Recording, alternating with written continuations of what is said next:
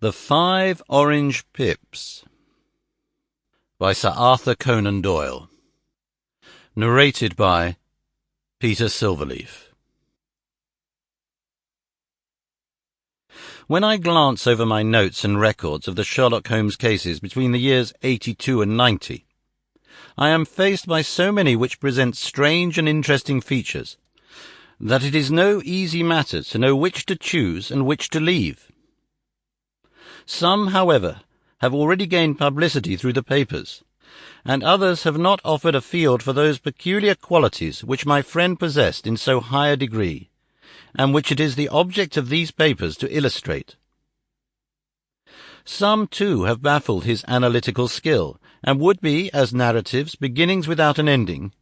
while others have been but partially cleared up, and have their explanations founded rather upon conjecture and surmise than on that absolute logical proof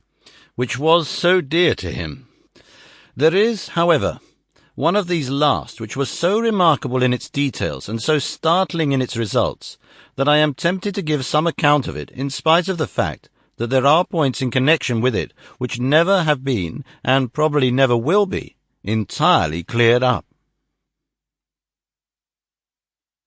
The year 87 finished us with a long series of cases of greater or less interest, of which I retain the records.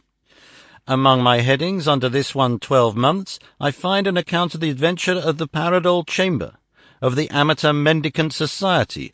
who held a luxurious club in the lower vault of a furniture warehouse, of the facts connected with the loss of the British bark Sophie Anderson, of the singular adventures of the Grice Pattersons in the island of Ufa, and finally of the Camberwell poisoning case. In the latter, as may be remembered, Sherlock Holmes was able, by winding up the dead man's watch, to prove that it had been wound up 2 hours before, and that before the deceased had gone to bed within that time,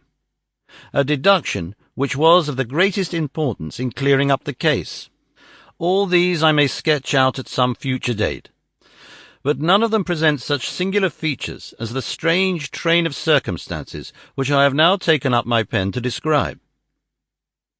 It was in the latter days of September,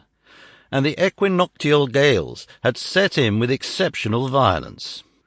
All day the wind had screamed and the rain had beaten against the windows, so that even here in the heart of great handmade London we were forced to raise our minds for the instance from the routine of life, and to recognize the presence of those great elemental forces which shriek at mankind through the bars of his civilization, like untamed beasts in a cage.